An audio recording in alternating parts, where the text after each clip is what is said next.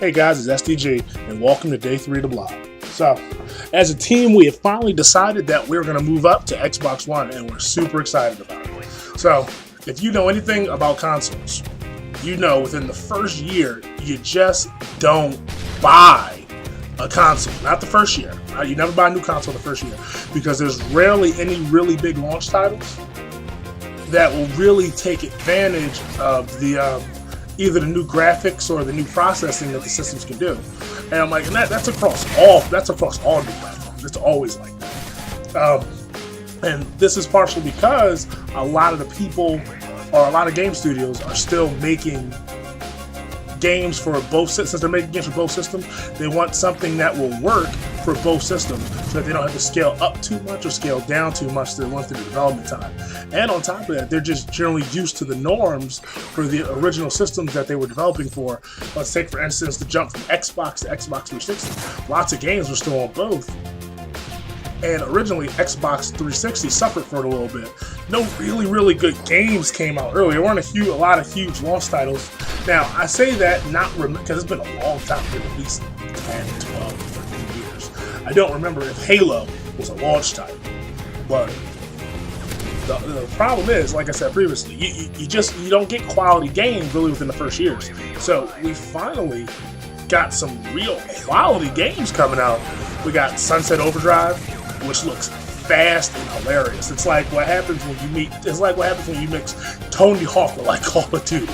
You know what I mean? You're grinding around, killing zombie-like monsters, which aren't really zombies, but still, zombies nevertheless, for lack of a better term, or mutants. I'm sorry, that's what they call them, mutants. And it looks really fast, really fun, and you basically can create any type of character you want. You can create a hero, create a villain, you know, that whole type of thing. I'm like, obviously you're not a bad guy, like a real villain, but I'm like just saying the persona of the character that you create. And it looks really in-depth. So then we got, in the next couple of months, you know, because like I was saying previously, we have Advanced Warfare. Now, we actually pre-ordered an Advanced Warfare Xbox One, and we're going to pick it up for a midnight launch on the midnight launch for between the 2nd and the 3rd. And really excited for that. That thing looks absolutely amazing. I haven't seen a console look this good in a long time. I'm actually thinking back to all the other special edition consoles, I don't think any of them ever looked this good. The only other one I was really impressed with was the white Xbox One. Now, I was impressed with that because even though the Advanced Warfare one is, you know, it's COD themed, and that's awesome. The white one was the one that originally only like employees of like Microsoft could get, and that's what makes it cool. I'm like, that Microsoft actually listened to us, because once everybody found out about that, it was like, my God, why can't we have this? You know what I mean? And Microsoft for once listened to us, which is cool. And let's see, what else do we got? We have Assassin's Creed Unity coming out. Now, I got a little Assassin's Creed out, maybe with, I think it was Assassin's, which one was the first Ezio? Can't remember which one it is. Assassin's Creed 2, I think? Or Assassin's Creed 2, I think it was. Brotherhood, I think, was the one where I got Assassin's Creed out. And that's because me and Epic Boss always have this fun little, I don't want to say competition, because that's not what it is, but it's just like something that happens. It's the race to whoever can beat it first. And what happens is, if she beats it first, I'll probably see the ending, so I won't want to play it.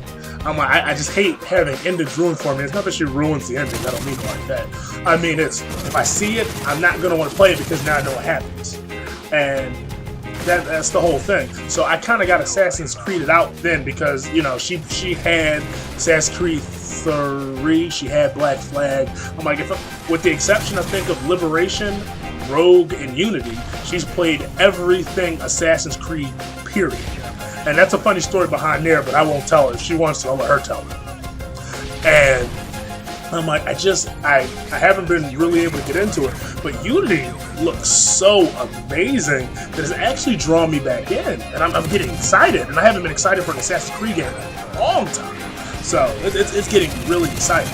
So especially, I'm probably more excited for the fact that it's got 4-player co-op as opposed to like the multiplayer. Now, the multiplayer for Assassin's Creed is what I've always liked. I'm like, the stories are always good, but the multiplayer is different. You know what I mean? It's not like the same multiplayer that you would find in other games. Like, it's very unique. But being able to run around, you know, Renaissance Paris with, you know, three of your buddies, that's gonna change the game significantly. You'll be able to pull off all sorts of awesome tactical assassinations by working in concert. That's actually gonna be great. And another game I'm really looking forward to, which is one of the primary reasons, other than Advanced Warfare, that we decided to go to Xbox One, was Dragon Age Inquisition. Now, Dragon Age Inquisition is supposed to play more like the original Dragon Age, which I'm like, that's a good thing to me because it brings back the pause system and everything, and like, everyone really liked that. But the thing that threw me for a loop, and this might just be my limited video game knowledge, snicker. I liked Dragon Age 2. Most people hated it. They thought it was just too far away from the norm, and I think people get stuck in that type of little box. You know what I mean? It was just too much, not like Dragon Age or Dragon Age Awakening or Dragon Age Awakening Origins for people to really like fall in love with it. And I didn't think so. It was faster. It was more like, this was the way that adventure games were going at that point. It was faster. It was more in your face. It was more about action as opposed to being tactical. You know what I mean? And a lot of people didn't like that, but I actually had a lot of fun with it. And I'm like, don't get it twisted. Currently Dragon Age Origins is still my favorite Dragon Age, but still, this game is it's too fun. You know what I mean? And it's like all this stuff we're gonna be busy because all four of those games we're getting. I'm like, we're gonna have Modern Warfare on launch. We're gonna have Assassin's Creed on launch. We're gonna have Inquisition at launch. We're not gonna have Sunset Overdrive at launch, but we're gonna have it soon thereafter. And I'm like, the channel is going to be busy. You guys are going to be in for an absolute treat coming up soon. Now, there's other games that we're looking forward to that are coming a little later down the line. Like me, I'm looking forward to The Division. Really looking forward to that game. I'm looking forward to Dying Light. And I'm looking forward to try some of these free-to-play games that are on Xbox One. Like, some of them are really good. So I'm looking forward to giving them all a shot. But like I said to you previously, the channel is going to be really busy going forward.